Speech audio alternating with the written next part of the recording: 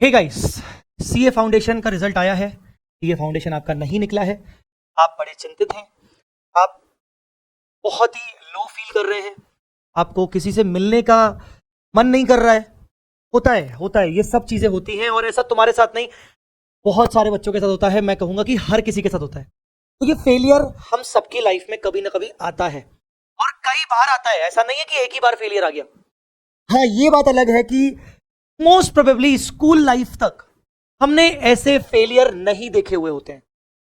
और जिस दिन सीए का कोर्स चूज किया था, हमें पता था कि सीए एक टफ सब्जेक्ट है, एक टफ कोर्स है। सीए कोई ऐसा छोटा मोटा कोई बीकॉम ग्रेजुएशन करने जैसा कोर्स नहीं है। तो इसीलिए सबसे पहले, अगर आपको बड़ा दुख हो रहा है कि आप फेल हो गए, तो पहली बात मैं आपको बोल दूं कि इतना भी दुख मनाने की जरूरत नहीं है। इतना भी दुख मनाने की जरूरत नहीं। तुम सीए का कोर्स कर रहे हो बॉस, तुम कोई छोटा मोटा बीकॉम फाउंडेशन का कोर्स नहीं कर रहे हो। है, दुख मनाने की जरूरत नहीं। मैं जानता हूं कि मेरे वर्ड्स हो सकता है लगे कि अरे यार सर ऐसे थोड़ी होता है, दुख तो दुख होता है ना। बात सही है, बट याद रहे तुम एक लेवल का कोर्स कर रहे हो और उसमें limited percentage of marking passing रहता है। तो अपने आप को काबू में रखो।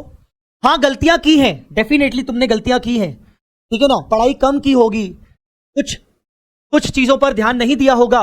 वही टाइम आ चुका है एनालिसिस करने का। अब ये टाइम आ चुका है तुम्हारा एनालिसिस करने का। तो इस वजह से अब ध्यान रखना, अगले अटेम्प्ट में ये चीज वापस से नहीं होनी चाहिए। नवंबर 22 के लिए तुम्हें वापस से उठ खड़े होना है। अंडरस्टूड और नॉट? अब मेरी बात को ध्यान से सुनिएगा। मैं आपको कुछ पर्सनल टिप्स दे रहा हूं तो मैं पिछले 11 साल के टीचिंग एक्सपीरियंस में ऑब्जर्व करता आया हूं कि ये टिप्स अगर किसी ने बहुत अच्छे से फॉलो कर ली तो पास तो छोड़ो, रैंक भी आ सकती है, और आई भी है ये टिप्स को फॉलो करके। तो ये पर्सनल टिप्स को ध्यान से सुनिएगा, आपके नवंबर 22 के लिए आपको बहुत ज्यादा हेल्प होंगी, ठीक है ना। और ये वीडियो जरूर सबके साथ शेयर करिएगा। तो सुनिए मेरी पर्सनल टिप्स को। जो लोग मुझे नहीं जानते हैं, I am chartered accountant Jay Chawla, teaching accounts, advance accounts in CA intermediate and CA final financial reporting.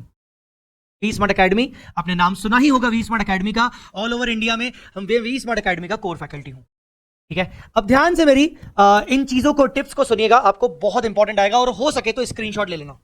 ये टिप्स क्या है, ये टिप्स ध्यान से देखिएगा। टेक 2 ब्रेक्स, 2 डेज ब्रेक्स, 2 दिन का ब्रेक ले लो।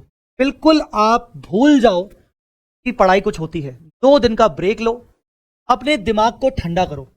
कई लोग ये गलती करते हैं कि अरे रिजल्ट आया, चलो बुक उठाना शुरू और चलो अब मैं वापस से पढ़ता हूं। अच्छी बात है ये, this shows your sincerity, but that doesn't mean कि आप कुछ ज्यादा ही अच्छा काम कर रहे हो, आप बिना प्लानिंग के उतर रहे हो। मोस्ट इंपॉर्टेंट थिंग इज 2 दिन का ब्रेक लो। उस 2 दिन में अपना दिमाग ठंडा करो। रिजल्ट से बिल्कुल दूर हो जाओ। क्या रिजल्ट आया क्या नहीं आया, दूर हो जाओ। 2 दिन अपने आप को रिजल्ट से दूर कर दो और रिजल्ट देखना बंद कर दो। जो पास हुआ है, जो फेल हुआ है, रिजल्ट देखना बंद कर दो। अपना 2 दिन का ब्रेक ले लो। कोशिश करके कहीं घूमने निकल जाओ, अगर कहीं लगता है। कोशिश करके उन दोस्तों के पास जाओ जो दोस्त तुम्हारी इस फील्ड के नहीं है। जो दोस्त तुम्हारी इस फील्ड के नहीं है, वो दोस्तों के पास जाओ। तुम्हें हंसाएंगे, तुम्हें थोड़ा सा तुम्हारा माहौल चेंज करेंगे, और वो तुम्हारे लिए जरूरी है। इन 2 दिनों में क्या होगा ना, तुम थोड़ी सी ना दिमाग अपना चलाना शुरू करोगे, अपना वापस से सोचना शुरू करोगे कि यार मैं क्या क्या कर सकता हूं, मैं कैसे कर सकता हूं। थोड़ा सा दिमाग चलना शुरू होगा। 2 दिन 3 दिन में एक स्ट्रेटेजी बनना हल्की फुल्की शुरू हो जाएगी, और फिर फ्रेश स्टार्ट करो। फिर अच्छे से फ्रेश स्टार्ट करो। दूसरी चीज, कंसिस्टेंसी। ये मैं आपको रैंकर लेवल स्ट्रेटेजी बता रहा हूं, कंसिस्टेंसी वाली।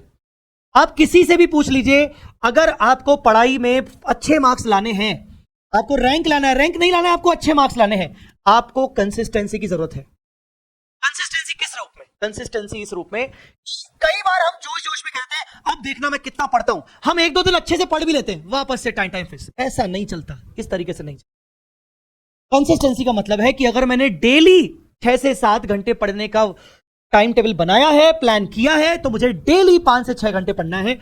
डेली मैंने सोचा कि मुझे 10 घंटे पढ़ना है, तो मुझे डेली 10 घंटे पढ़ना है। मुझे कोई छुट्टी बीच में नहीं रखनी।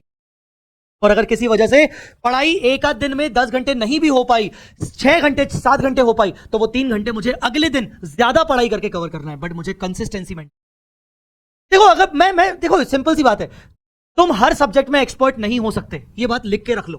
कुछ सब्जेक्ट तुम्हें अच्छे लगते होंगे, कुछ सब्जेक्ट तुम्हें बुरे लगते होंगे, ये बात भी लिख के रख लो। बट अगर तुमने कंसिस्टेंसी अप्लाई कर ली ना सभी सब्जेक्ट के साथ और डेली बेसिस पर पढ़ाई का टाइम टेबल बना लिया ना, कंसिस्टेंसी कर लिया ना, तो तुम्हें जो सब्जेक्ट अच्छे नहीं लगते वो भी तुम्हें अच्छे लगने लगे। तो डेली कंसिस्टेंसी का मतलब यह है कि डेली के 10 घंटे की पढ़ाई का एक शेड्यूल बनाओ कि मुझे डेली बेसिस पे पढ़ना है। मतलब चाहे बीच में फेस्टिवल आए, चाहे कोई घर वालों के काम आए, वो एक्स्ट्रा उसके लिए मुझे अलग से टाइम निकालना है तो ठीक है, मैं वहां से भी टाइम चुरा चुरा के अपना टाइम निकालूं, मुझे 10 घंटे पढ़ने हैं। ये नहीं होता कि यार जोश जोश में हफ्ता भर पढ़ लिया, बीमार कर लिया अपने आप को, तबियत खराब हो गई, वापस से फिर 5-6 दिन बाद वापस आए और थोड़ा सा ना अब स्लो होगा कि चलो ठीक है देखते पढ़ते हैं, आज नहीं कल कर लूंगा, चलो फिर कर ऐसा नहीं चलता बॉस। कंसिस्टेंसी रहेगी, कंसिस्टेंसी करनी पड़ेगी। दूसरी बात, तीसरी बात, कितने सब्जेक्ट्स हमें दिन भर में उठाने चाहिए? फाउंडेशन के 4 सब्जेक्ट्स हैं, अकाउंट्स, इको, मैथ्स और कौन सा है, अकाउंट्स, इको, मैथ्स और लॉ, ठीक है ना। 2 थ्योरी है, 2 प्रैक्टिकल है। बेटर रहता है कि आप दिन में 2 सब्जेक्ट्स उठाओ, एक थ्योरी एक प्रैक्टिकल का कॉम्बिनेशन, द बेस्ट, सबसे बेस्ट। 2 से ज्यादा सब्जेक्ट मत उठाओ, बहुत तकलीफ में आ जाओगे आप। कंसिस्टेंसी यहां पर भी आती है, किसी एक सब्जेक्ट को अगर टाइम दे रहे हो तो उसको 1-2 घंटे में कुछ नहीं हो जाएगा, उसको 2-3 घंटे में तो हमारा वार्म अप होता है, उसके बाद सब लगता है कि हाँ चलो अब हम प्रैक्टिस करना शुरू करते हैं। जैसे ही साला तुम्हारा वार्म अप खत्म होगा 2-3 घंटे में, तुम बोलोगे चलो मेरा दूसरा सब्जेक्ट करने का टाइम आ गया। क्या ही मतलब है यार, ये से इससे कोई सेंस नहीं है। मेरी बात समझ में आ रही कि नहीं?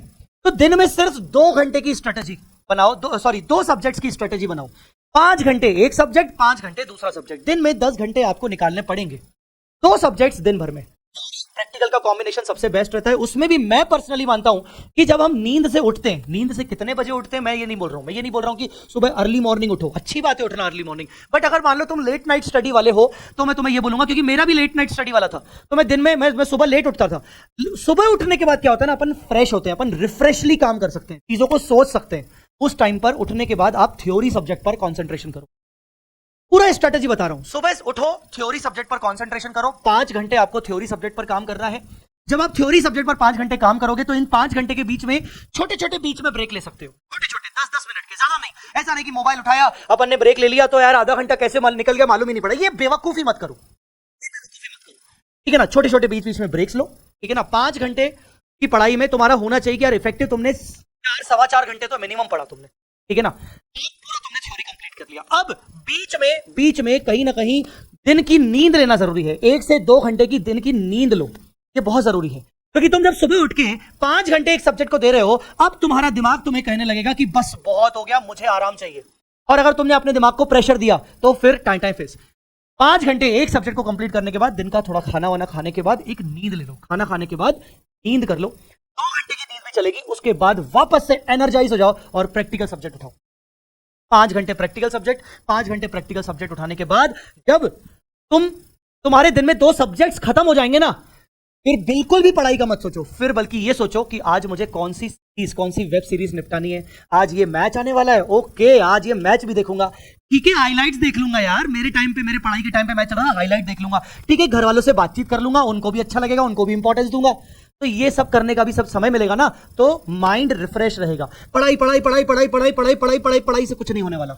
अगर पढ़ाई में कंसिस्टेंसी रही ना, तो पर्टिकुलर रात में अगर तुम सपोज 8 बजे 9 बजे भी फ्री होते हो, उसके बाद 1-2 घंटे थोड़ा सा कुछ एंटरटेनमेंट करो अपने लिए, कुछ एंटरटेनमेंट। कभी दोस्तों के साथ मिलने चले गए, कभी हमने घर वालों से बातचीत कर ली, उनको इंपॉर्टेंस दे दी, कभी वेब सीरीज देख ली, कभी क्रिकेट मैच देख ली, कुछ भी यार जो मन करे, जो तुम्हारी हॉबी हो, कुछ गाना बजाना आता है वो कर लिया, ये सब साथ में चलेगा ना।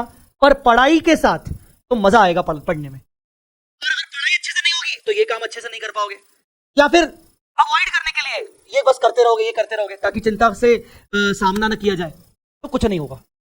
दिन में 2 सब्जेक्ट उठाओ, 10 घंटे की पढ़ाई मिनिमम दिन में होनी चाहिए। अभी टाइम आ चुका है।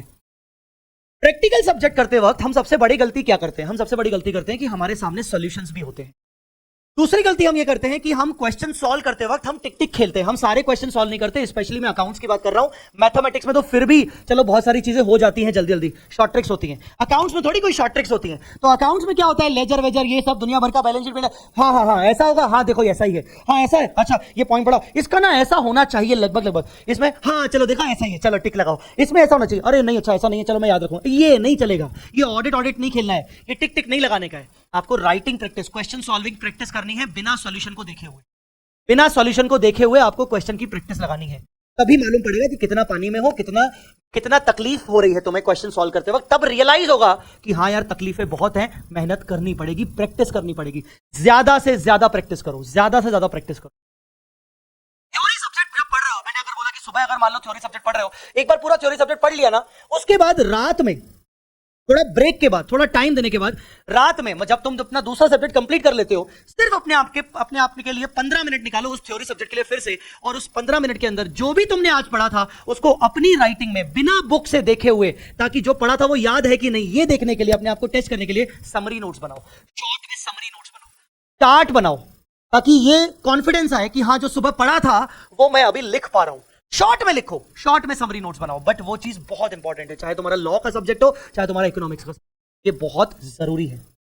अंडरस्टूड और नॉट? क्लियर है कि नहीं? तो ये बातें, ये सारी बातें अगर ध्यान रखोगे तो मैं बिलीव करता हूं कि आने वाले अटेम्प्ट में तुम्हारा सिक्का चलेगा।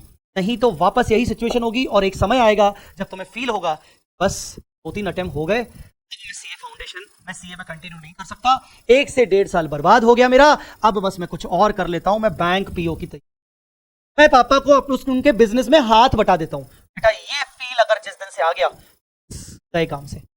और ये हमेशा याद रखना, पढ़ाई करते वक्त तुम इस फील्ड को तुमने किसके कहने पर चूज किया था? अपने मन की बात मानी थी या फिर किसी के कहने पर चूज किया था? अगर अपने मन की बात मानी थी तो इसका मतलब तुम्हें प्रूव करना है बाकी लोगों को, और तुम अपनी इच्छा से इस कोर्स में आए हो बेटा, याद रखना, अपनी इच्छा से आए हो, तुम्हें किसी ने फोर्स नहीं किया था।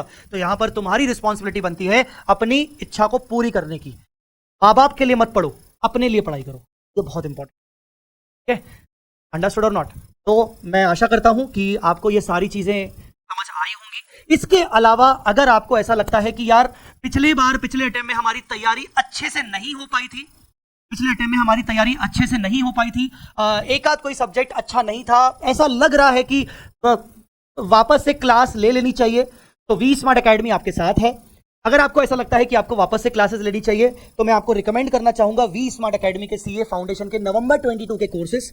आप हमारी वेबसाइट पे जाइए vsmartacademy.com, उसमें आप जाइए फाउंडेशन के अंदर, और फाउंडेशन के अंदर आप जाके आप देखेंगे नए बैचेस आ रहे हैं, लक्ष्य बैचेस आ रहे हैं, चारों सब्जेक्ट्स में हर फैकल्टी अवेलेबल है। तो जो सब्जेक्ट आपको चाहिए, आपको कॉम्बो चाहिए, आप अवेल कर सकते हो। पर वहीं आप लेक्चर्स देखने का सोचें जहां आप बहुत ज्यादा डिमोटिवेटेड हो, आपको कुछ नहीं आता, आपके कॉन्सेप्ट स्ट्रांग नहीं है, आपको बिल्कुल कुछ नहीं आता, वो सब्जेक्ट लीजिए। अगर आप मोटिवेटेड ऑलरेडी हो, अगर आपको लगता है कि मेरे को आता है सब अच्छे से, बस एक अच्छी रिवीजन चाहिए, तो बिना लेक्चर्स के भी आपका काम हो जाएगा। ठीक है? सो गाइस, मैं आशा करता हूं कि ये वीडियो आपके लिए बहुत बहुत बहुत अच्छा इंपॉर्टेंट रहा होगा। शायद इस वीडियो की कुछ बातें आपको समझ में आ जाएं, आप अप्लाई करें। अगर आपको लगता है कि ये वीडियो आपके लिए काम का है तो जरूर ये वीडियो बाकी लोगों के लिए भी काम का होगा और आप बाकी लोगों के साथ जरूर शेयर करेंगे। Thank you so much. Social media पे अपना टाइम देना बंद कर दो, सोशल मीडिया पे अपना टाइम देना बंद कर दो। इससे बेहतर है अपने घर वालों को टाइम दो। जब फ्री टाइम मिल रहा है घर वालों से बात करो, घर वालों से बात नहीं होती अच्छे से, चलो दोस्तों से बात करो, दोस्तों से बात करो, स्पेशली वो दोस्त जो तुम्हारी सीए फील्ड के नहीं, ठीक है ना। कोई मैच देख लो, कुछ अच्छी इंटरेस्टिंग बुक पढ़ लो, ठीक है। सोशल मीडिया से ज्यादा मत जुड़े। यूट्यूब पे सिर्फ वही चैनल सब्सक्राइब करो जो तुम्हारे काम के हैं, फालतू के चैनल्स को अनसब्सक्राइब कर लो, राइट। चलिए, आशा करता हूं कि एक बड़े भाई की तरह जो मैंने आपको चीजें बताई हैं आप उनको पालन करोगे, और अगली बार जब आप मुझे मिलोगे तो आप कहोगे सर सीए इंटर में आ चुका हूं और मुझे आपसे पढ़ना है, राइट। चलिए guys, all the very best, thank you so much.